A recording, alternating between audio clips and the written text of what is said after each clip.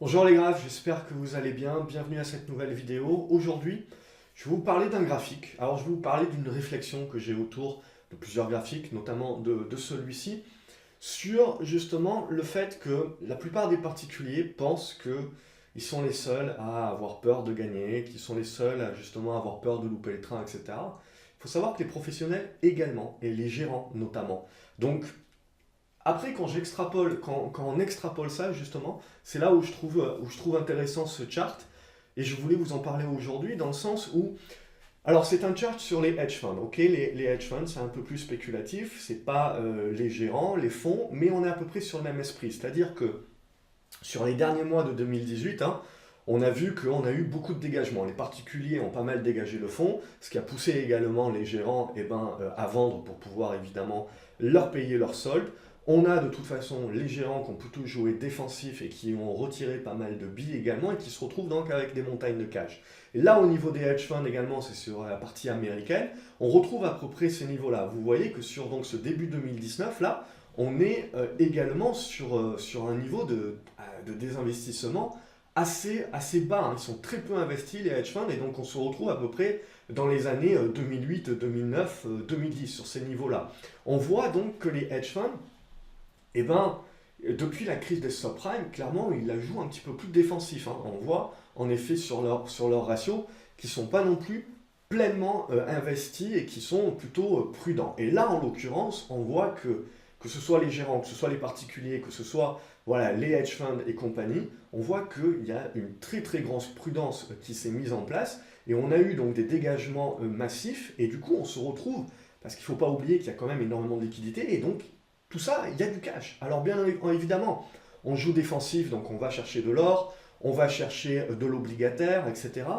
Mais le cash, il est toujours là. Et dans un monde aujourd'hui où en effet on peut se faire du souci à plus long terme, mais si on regarde dans le court terme économique, c'est-à-dire dans les quelques mois à venir, on se retrouve avec des montagnes de cash. Et quelle est la réflexion à se donner? Pour moi, c'est de la même façon que là, vous avez énormément d'investisseurs qui ont vu le rallye sur le mois de janvier et qui se disent mince, je l'ai loupé, à être trop prudent depuis la fin de l'année, à avoir retiré mes billes, et ben j'ai loupé justement ce rallye-là, et j'ai du coup le fear of missing out, qui est la peur en fait, la peur de louper le train. Et donc du coup, c'est des personnes qui se mettent à acheter maintenant, alors qu'on a déjà eu des hausses de 10, 15, 20%, et potentiellement, voilà, c'est un peu plus risqué d'acheter maintenant, après déjà une hausse de 20%, mais ils se disent, bah, banco, j'ai trop peur, j'ai trop attendu maintenant, je n'y croyais pas à ce rebond, j'ai cru que ça allait se recasser la figure, et là maintenant, voilà, je ne peux pas, psychologiquement, émotionnellement parlant, je ne peux pas laisser le rebond se faire sans moi. En plus, potentiellement, mon voisin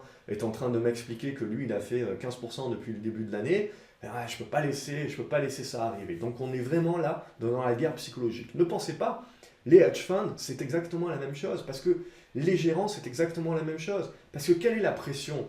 La pression, c'est de conserver la clientèle. C'est-à-dire, pour conserver la clientèle, les gens aujourd'hui, ils sont dans la gratification immédiate. Et également, je veux dire, il ne faut pas jeter la pierre qu'aux financiers pour leur dire qu'ils ne sont plus que court terme et qu'il n'y a plus personne qui pense au long terme. C'est aussi la faute des clients. Les clients sont dans une gratification immédiate, c'est-à-dire que dès qu'ils voient que leur fonds est en sous-performance par rapport à un autre fonds, même sur une seule année, ils plient bagage, ils sortent leurs capitaux et ils vont investir dans l'autre fonds. Ce qui est, pour moi, à mon sens, dramatique lorsque l'on est dans une perspective de long terme.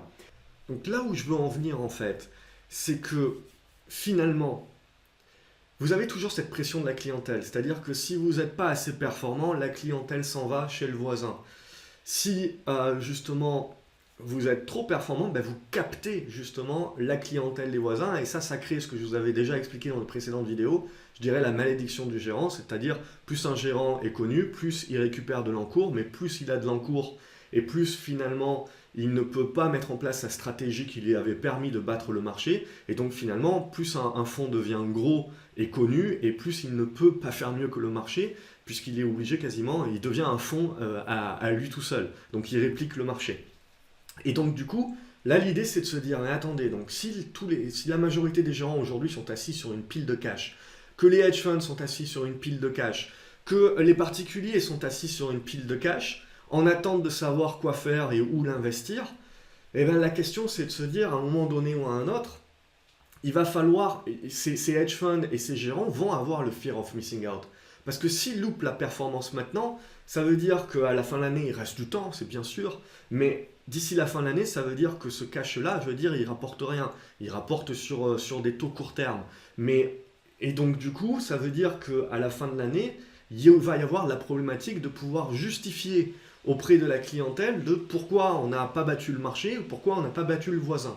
Donc, c'est-à-dire que des gérants et des gérants de hedge funds également peuvent être amenés à acheter maintenant parce qu'ils sont assis sur des piles de cash, peu importe si le marché potentiellement a déjà gagné 10, 15, 20%, parce que le rationnel derrière ne sera pas lié par rapport au marché, par rapport au prix, mais le rationnel sera lié sur justement la peur de louper des opportunités, la peur de louper de la performance qui derrière va avoir des répercussions et des implications sur leur capacité à pouvoir dégager du résultat et donc convaincre leurs clients de rester ou en convaincre d'autres de venir chez eux parce qu'ils auront réussi à battre le marché ou à battre d'autres fonds, etc. Donc vous voyez aussi, il y a une autre logique et il faut prendre en compte cette logique-là sur la pression également que peuvent avoir des fonds et des gérants sur leur performance. Et donc, parce que malheureusement, dans le monde d'aujourd'hui, dans la gratification immédiate, vous aurez beau expliquer que potentiellement, oui, vous avez connu ces quelques dernières années de la sous-performance, et que vous êtes full cash ici, en expliquant que voilà, c'est pour la sécurité et ça vous donne des perspectives de pouvoir voir venir, vous allez quand même perdre énormément de clients qui vont vouloir avoir un retour sur investissement tous les ans. Malheureusement, en faisant ça, ils font bien évidemment des erreurs. Et vous avez beaucoup de personnes qui ont fait des erreurs justement en voulant être trop court terme et en voulant changer trop à chaque fois de fonds d'investissement, etc. Juste parce qu'il y avait des contre-performances sur une année, voire quelques années, alors que la stratégie est globalement bonne. Regardez la stratégie de Ray Dalio. Ray Dalio, lui, il n'est pas là pour battre le marché, il est là pour mettre son all-weather portfolio, c'est-à-dire un portefeuille qui est capable de survivre à n'importe quel cycle. Ça veut dire qu'en gros, quand le cycle action est haussier, il sous-performe. Mais c'est normal, parce que c'est sa stratégie. Par contre, quand le marché se casse la figure, eh ben, il est capable d'encaisser les coups. Et donc, il est capable de surperformer à ce moment-là. Ce qui fait que si vous prenez la performance de Ray Dalio année après année, vous avez énormément de personnes qui ont dit Ray Dalio, il est fini ces dernières années. Il a fait 1% en 2016, il a fait 1% de gain en 2017. C'est n'importe quoi, il est fini, il est complètement à côté de la plaque. Mais si vous prenez les perspectives derrière et que vous prenez du recul, là où le marché, la plupart des gérants ont fait moins 5% cette année, voire du moins 10% en 2018, Ray Dalio, il a fait plus 14%. Donc son but, il faut toujours comprendre les différentes stratégies. Les gérants, les fonds vont avoir différentes stratégies et donc c'est quelle est la stratégie de ce fonds. Parce que battre le marché, ce n'est pas un but en soi. Ce qu'il faut, c'est sur la durée, qu'est-ce qui se passe? Et donc, est-ce que je veux, quand j'investis mon argent dans un fonds, qu'est-ce que je veux? Est-ce que je veux aller chercher de la performance année après année et maximiser cette performance-là? Et donc, chercher quelque chose qui va battre le marché? Et donc, forcément, qui va être volatile, il faut que je puisse encaisser cette volatilité-là. Ou au contraire, est-ce que j'ai vraiment un gros bas de laine? Et en règle générale, les personnes qui investissent avec Ray Dalio, ils ont un gros bas de laine. Et leur but, c'est pas de battre le marché, c'est juste de faire en sorte de ne pas perdre d'argent et de battre l'inflation. C'est toujours ça le plus important, c'est au moins de battre l'inflation, comme ça on ne perd pas en termes de pouvoir d'achat sur son argent. Mais le but, voilà, c'est de se dire, moi je mets mon bas de laine en protection sur un portefeuille à la Ray Dalio, c'est-à-dire qu'en gros, je ne cherche pas à battre le marché, je cherche sur de longues périodes à ce que je n'ai pas une énorme volatilité de mon portefeuille et que je sois capable d'encaisser les coups. Et vous voyez, c'est totalement une autre psychologie, c'est totalement une autre façon de voir les choses. Donc, toujours également, la plupart du temps, les gens sont dans la gratification immédiate, sont justement dans la recherche de la performance, etc. Et ils comparent des performances qui sont souvent incomparables parce que ce n'est pas les mêmes stratégies de portefeuille, les gérants n'ont pas les mêmes stratégies, n'ont pas les mêmes buts. Pourquoi? Parce qu'eux-mêmes n'ont pas suffisamment passé de temps à définir leur horizon de placement, à définir quel est leur but avec leur argent, quels sont leurs objectifs financiers, qu'est-ce qu'ils vont aller chercher. Et donc ça, quelque part, comme vous avez énormément de personnes comme ça, eh ben, ils sont dans la gratification immédiate Et année après année, ils vont juste vérifier que leur fonds performe bien et potentiellement, ils vont aller voir le voisin parce que le voisin performe mieux sur une année alors qu'ils ne prendront jamais l'ensemble sur 5 ans ou sur 10 ans ou de comprendre pourquoi le fonds investit de telle manière, pourquoi il a surperformé ou sous-performé éventuellement. Donc du coup, tout ça, évidemment, les fonds, ils vivent par rapport aux commissions. Et donc, ils ont besoin également d'avoir un volume de clients, c'est normal, pour pouvoir survivre. Et donc, du coup, ils ont une pression également d'investir et de récupérer de la performance qui n'est pas nécessairement liée au marché, mais qui parfois est juste liée au fait que d'un point de vue marketing, d'un point de vue com, ils sont dans l'obligation de pouvoir démontrer à leurs clients que potentiellement, ils sont en train de se planter, mais ils font comme le consensus. Et donc, en gros, si tout le monde a fait comme le consensus et ils se sont plantés, bon, ben, c'est pas leur faute.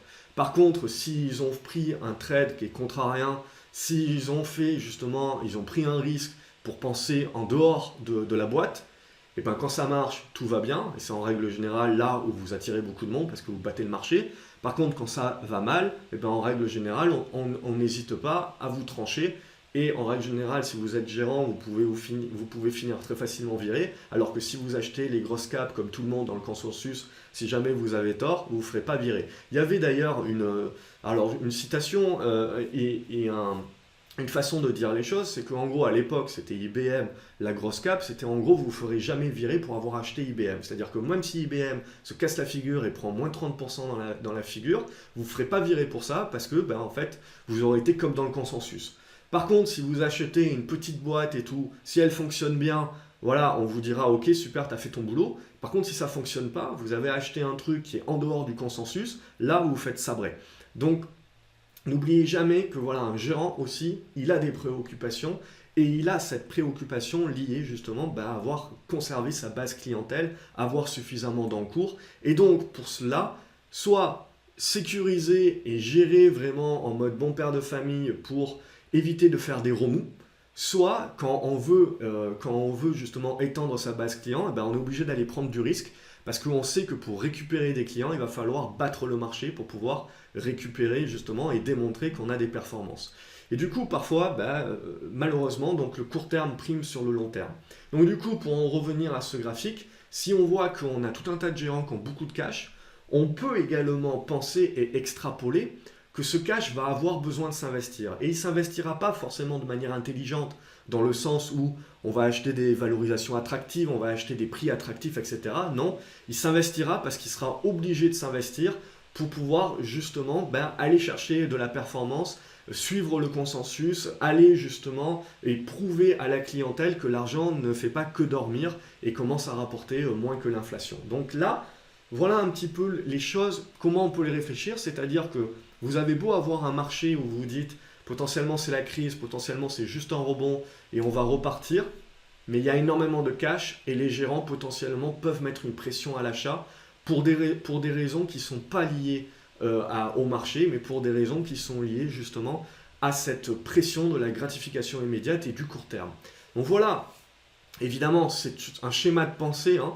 Ce n'est pas forcément la vérité, on le verra de toute façon ces prochaines semaines. Est-ce que les gérants vont... la grosse question c'est est-ce que les gérants qui sont assis sur tout ce cash vont avoir la peur de louper le train, la peur de louper les performances et donc du coup des implications que cela peut avoir à long terme sur leur base client et donc leur business, et du coup vont pas se mettre à acheter pas en mode forcé. Et du coup s'ils achètent en mode forcé, forcément ça va nous ramener du volume et ça va peut-être créer une pression à l'achat supplémentaire, alors que voilà, sur les marchés on sent que peut-être on commence à arriver un petit peu au bout, peut-être que voilà, les hedge funds et les gérants vont pouvoir mettre un dernier coup de collier et justement permettre au marché un petit peu contre toutes les attentes de faire une remontada absolument impressionnante. Donc voilà un petit peu ce schéma de pensée, je voulais le partager avec vous. N'hésitez pas à me dire ce que vous en pensez en commentaire également, comment vous voyez les choses. C'est un point qu'il faudra suivre, je pense, ces prochaines semaines. Ça sera assez intéressant de voir justement les dépassements de seuil, d'évaluer les dépassements de seuil des différents fonds et des différents gérants pour justement voir un petit peu qu'est-ce qui se passe. Est-ce qu'on continue à jouer défensif? On est encore assez tôt dans l'année. Donc on n'a pas besoin de se ruer pour aller chercher de la performance, mais on sent bien que le marché est plus positif. Donc du coup, ça peut vraiment aider la suite des opérations. et justement compenser peut-être les craintes que l'on peut qu'on peut avoir d'un point de vue économique. Donc à garder en tête, voilà, je voulais le partager avec vous. N'hésitez pas à mettre un pouce en l'air et à partager la vidéo si ça vous a plu et à vous abonner à la chaîne, comme ça vous ne loupez aucune autre vidéo. Dans les commentaires, je vous retrouve pour en parler. Merci d'avoir suivi la vidéo, salut, bonne journée.